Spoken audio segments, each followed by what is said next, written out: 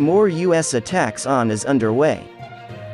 President Joe Biden pledged to continue airstrikes against the Islamic terrorist organization responsible for the suicide attack at Kabul's airport that killed dozens of Afghans and 13 American military personnel. Another terror strike, he warned, is a distinct possibility this weekend as the United States completes its withdrawal. According to the Pentagon, the remaining contingent of U.S. troops at the airport, which has shrunk to less than 4,000, has started their last departure ahead of Biden's Tuesday deadline for the evacuation to finish.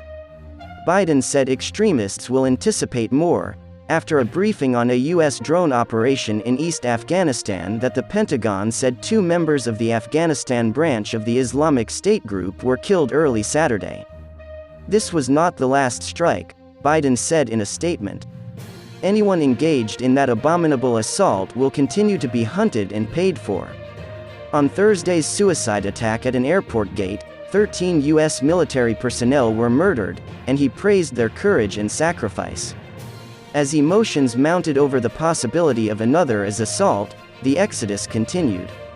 In the next 24 to 36 hours, our commanders told me, and I told them to take all feasible precautions to safeguard our soldiers who are protecting the airport and assisting transport Americans and others trying to escape Taliban control onto the runway, Biden said.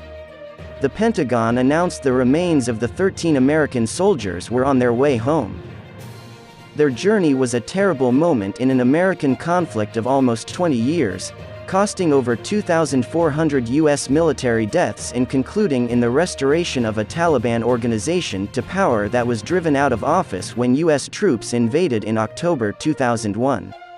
Remains of soldiers killed abroad are normally returned through Dover Air Base, Delaware, into the USA when a somber ritual known as dignified transfer marks the return of fallen troops to U.S. territory. The White House did not indicate on Saturday whether Biden will go to Dover to see the soldiers' homecoming. Jen Psaki, Biden's press secretary, said immediately after the assault that the president will do everything possible to commemorate the victims' sacrifice and devotion. The Pentagon identified the 11 Marines, 1 Navy sailor, and 1 Army soldier slain. 12 were in the 20s. Others were born in 2001. When the longest war of America started.